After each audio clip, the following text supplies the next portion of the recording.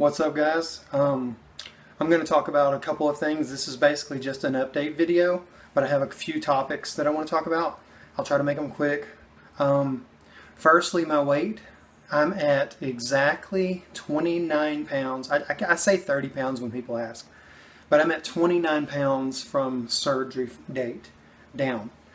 And that's amazing. I'm happy about that. Again, as you guys know from my other videos, even though that's fantastic, it's not my biggest focus right now because I want healing to happen. I did go to the surgeon, so I'll update you on that in a minute. I'm going to talk about my weight for a second. But as far as my weight goes, like, I've hovered around 285 most of the time during my adult fat life, and that's where my body's pretty comfortable, I think, because you have that comfortable place where your body just wants to stay, I think, its weight, and refuses to come off of it. But that's always been the weight for me, about 285. I've gone through vegan diets, strictly vegan, raw vegan. I've gone through just eating bananas. I've gone through vegetarian. I've gone through ketogenic. I've been through sugar busters. I've been through beach body. I have been through eat right for your type. There's so many. This is why people like me, you know, you try all these things, and if you don't succeed, surgery is the last option. And I definitely think it should be, because it changes your life. There's a lot of things that I'm not going to ever be able to do, and there's things I'm going to miss. But it's worth the trade-off for the health, in my opinion, for the weight loss. But anyways, since 285 is my preferred comfortable weight, every time I do a crash diet or try something or change, the lowest that I ever get down to is 270. Like, I never break into the 260s, ever. So I'm at 276 right now. I'm really excited because I'm getting close to my all-time line, if you so to speak. But there is one exception. When it was 12 years ago, I had my tonsils removed, and at that time I got down to 232 relatively quick, because it was all liquids. That's all I could have. My throat, you know, your throat's healing and stuff. So I got down to 232 really quick, and I didn't even realize it. Like, everybody's telling me, my God, you've lost so much weight. And I was like, have I? And I knew my clothes didn't fit well. I just kept notching my belt up.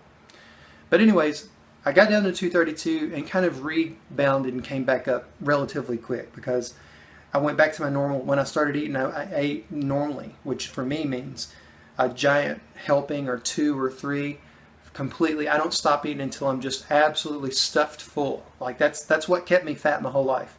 That was my method of always eating. So anyways, the point of this topic is I'm pretty low on, I'm getting to my line, and I'm super thrilled about that. Okay, second topic, my incision. You guys know about this. I've showed it to you already. So there's the one that they pulled my mass out and put the stapler in, and this is the one where my hernia is underneath, and he came in at this up angle for the, I guess, the camera. I don't know why he had to use this spot, but he said he had to use this spot. Maybe I should have asked him. I forget to ask my surgeon these questions. Next time I go, I'll say, why did you have to use that spot right above my freaking hernia, dude? Seriously, couldn't you have gone around it? Anyways, it doesn't bleed anymore. This incision has stopped bleeding. It does look like it needs stitches or more glue or something compared to this one, I think. This one's awesome. Let me show you all of them. This one's awesome. That's my vitamin patch, which I highly recommend. This is so convenient. This one's awesome. This one's not awesome, but it's almost there. It didn't hurt at all. There's one down here. There it is. This one, fantastic. But yeah, terrible, terrible. It's still sunk in. Look at the contour of my stomach. It still has like a dip through there, and it's hard, and it's painful. And this has a dip as well. It almost looks like that's where my belly button is, but this is my belly button. It's a dip, and it's not as painful, but it is painful, and it's hard.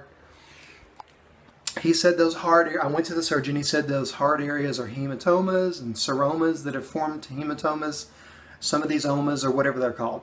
but they're blood under the skin that have coagulated into this hard jelly material. He said my body will disseminate them over time and it'll all look fine. And he said that for down here, as I lose weight around this part of my gut and this part of my gut, this will look normal. So he says it's all looking good, it's all normal, everything's good. Okay, so that's topic 2, my incisions. Topic 3. I am 2 weeks and 2 days out, and I had sex last night for the first time, and it was awesome. I had to be really, really careful. Like, I had to, like, get in certain positions. You know, there's certain ones that I couldn't do. And I'll show you why, actually, without being too explicit. I think this is a G channel, I'm not sure. I do speak about adult content, though, so forgive me. Anyways. Okay. When I raise my leg to this angle, you see how it still presses my stomach, it catches my stomach and lifts up. So I'm thinking if I just did this, well, see, that doesn't hurt as much. But lifting my leg to a 90-degree angle hurts. Like, that activates muscles, tendons, I don't know, but they hurt. So I had to have sex standing up. Whatever, you know, whatever. The reason I'm telling you this is because I think that if yours don't go as worse as mine has gone pretty bad with those incisions. Most people's don't. Most video channels that I watch and people that I talk to haven't had the incision issues like I have. So I think at 2 weeks out, it's pretty safe to have sex if you're careful. Because I'm 2 weeks and 2 days, so last night was 2 weeks and 1 day, and it was okay. I mean, I did have to do the modification. Like I said, I had to do it standing up, and she didn't seem to mind, and everything was good. So there's that. You can have sex at about 2 weeks out, in my opinion, unless your doctor says otherwise. I think that's all I wanted to talk about today. This is a 7-minute video. I don't like to make videos more than 4 to 5 minutes because I think that's my attention span, so I'm sorry about the video being so long, but I hope that the topics are interesting and helpful to you. Again, my goal for this channel is to talk about things that are happening to me that I feel like other people with the same surgery or even people wondering what to expect would be interested in. So, that being said, I'm cutting it off. Thank you. Have a good day.